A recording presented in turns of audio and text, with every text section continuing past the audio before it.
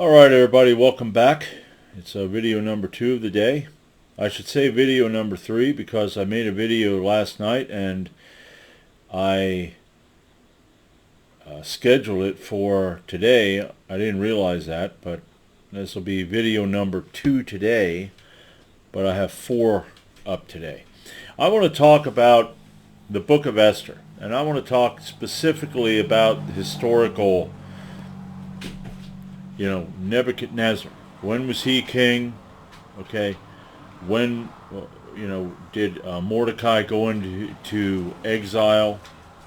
When was Xerxes king? When was Jeconiah the king? Whether any of this is real. And it's, once again, another book of the Bible. The Bible's inerrant. The Bible's inspired word of God. It's God-breathed. There are no errors.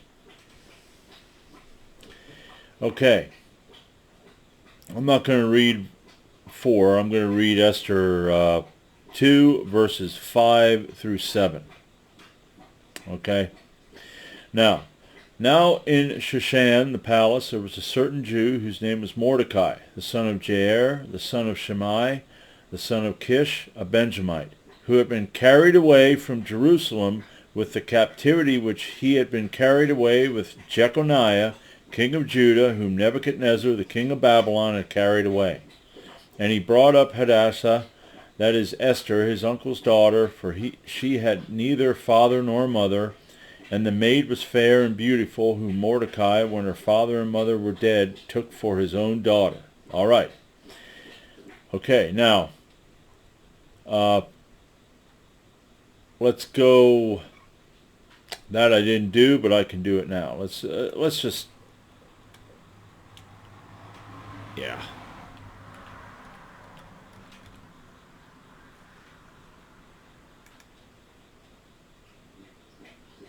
Oh. All right. Now it came to pass in the days of Ahasuerus. This is Ahasuerus, which reigned from India to Ethiopia, over 120 provinces. Okay, 127 provinces. Xerxes is Ahasuerus. Let me just, what I like doing is proving what I say is real, that I'm not.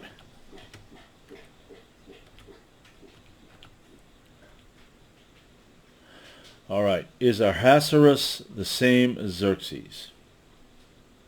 Ahasuerus, a royal Persian name, occurred through the Old Testament, immediately preceding Artaxerxes in the line of Persian kings. Ahasuerus is evidently to be identified with Xerxes. No other name resembling Ahasuerus, nor any name like Darius, is to be found in the list of Median kings. Okay. Now, when did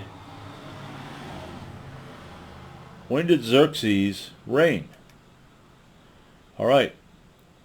He was born in 519 BCE and he died in 465 BCE. And he reigned from 486 to 465 BCE. When did Nebuchadnezzar reign?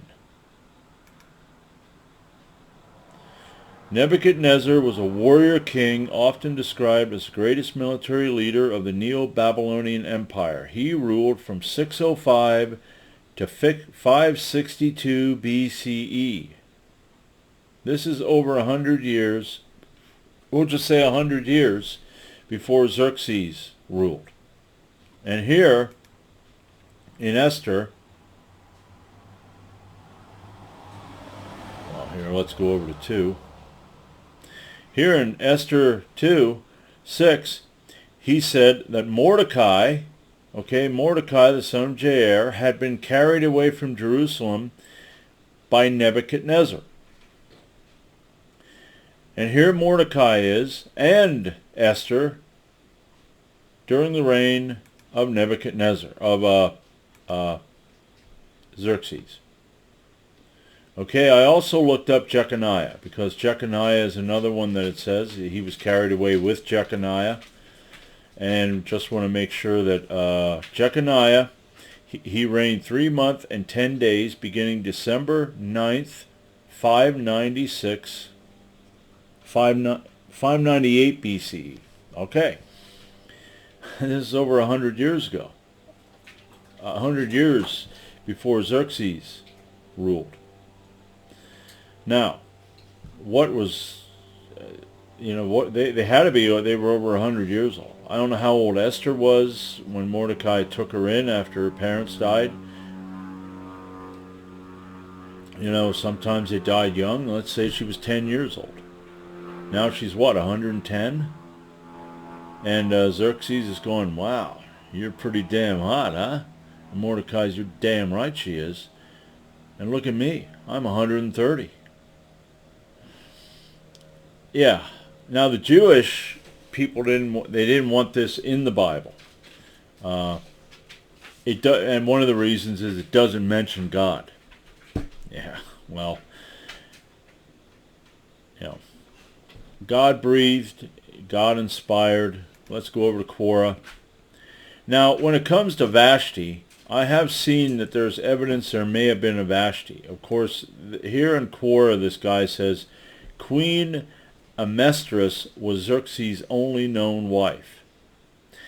And when I read this, some of you might be too young to remember this, but if you're my age, you remember there was a movie that came out, I think it was either in the 70s or the 80s, called The History of the World. It was a movie by Mel Brooks. And in the one part, Mel Brooks is playing the French king. And he's a womanizer. And at one point, he, after, I guess, messing around with a woman, he turns to the camera and goes, "It's good to be the king."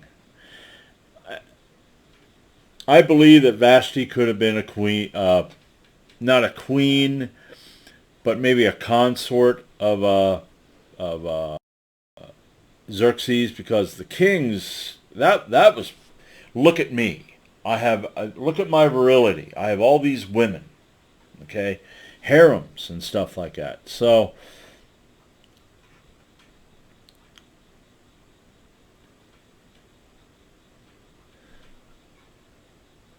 it says, the book is a free composition, not a historical document, despite the Achaemenian coloring of the narrative. Its time of composition may well have been at the end of the Persian Empire, toward the close of the 4th century BC. The author shows skill in developing his story and in using the art of contrast for instruction and edification. The solution to the difficulties of the book is to be found in its literary presentation rather than a forced attempt to square detailed data of the narrative with facts. Once again, you tell stories, and you like with Nebuchadnezzar. I just made my video today on Nebuchadnezzar going mad. There's no evidence. There's evidence of another king. Okay, and you can look at, check that video out. I'll probably put that video up here in the,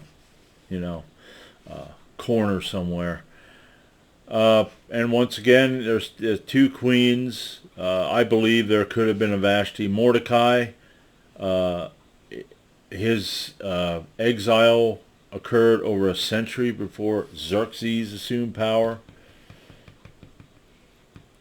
And then it says some Jewish rabbis have sought to overcome this last difficulty by rewriting Persian history to place the reign of Xerxes within a human lifetime of the Babylonian conquest. The extensive records from the Persian Empire do not mention Mordecai or the bloodshed that took place, although chapter 10 says all this was written in the chronicles of the kings of Media and Persia. And speaking of the bloodshed, let's see. I think it was like 70,000?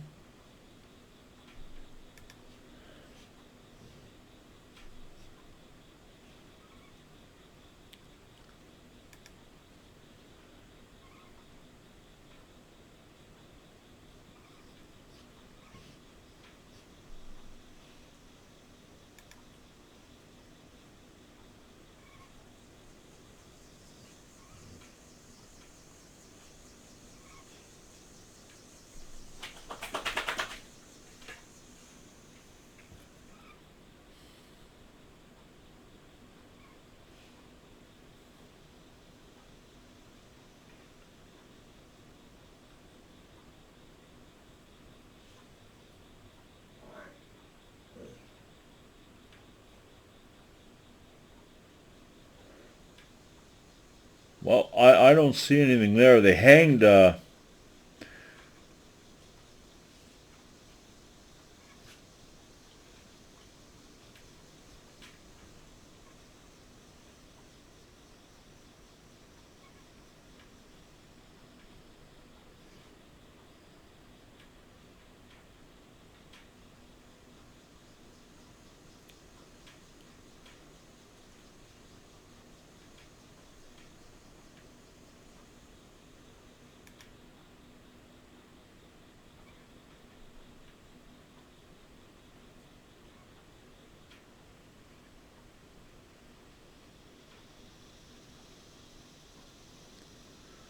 Yeah, it was a lot. Then they have it where they killed, tens of thousands of you know of these people, but there's no record. Like I said, there's no records of any of this happening, and the fact that Mordecai was taken into exile 100 years before Xerxes, him and Esther is it's just once again we like I said, I've proven that, I'll go over it again. Nebuchadnezzar was 605 to 562 BC. Xerxes 486 to 465. Jeconiah the king, once again, he was time of Nebuchadnezzar 598. He reigned for 3 months and 10 days.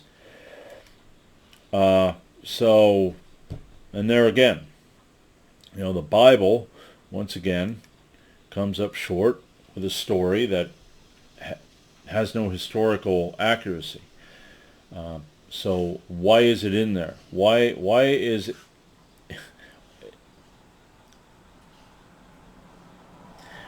it like I said before, stories like this where you're taught it's real, if you're a Christian, you heard this many times. I'm 54 years old. I went to church for most of that time. I haven't gone to church now. Wow. I'd say it's maybe 2 years.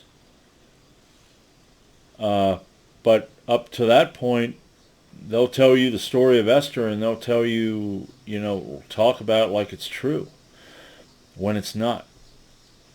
Okay? And if this is inspired by God and God breathed, then he's got a problem.